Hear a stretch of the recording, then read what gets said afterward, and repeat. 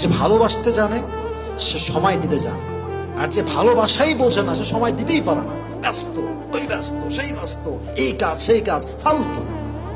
তোমার ব্যস্ত কার জন্য? তোমার জব কার জন্য? তোমার চাকরি কার জন্য? তোমার ব্যবসা কার জন্য? বউর জন্যই তো। তুমি যদি ব্যবসা করতে গিয়ে বউকে হারায় ফেলো, তোমার ব্যবসা দেখি ঘোরা রান্না হয়ে গিয়ে। যে ভালোবাসতে জানে সে সময় দিতে জানে, আর যে ভালোই বাসে না আর খালি বাহানা, এইটা কাজ ওই কাজ, ঘোরা রান্নার কাজ।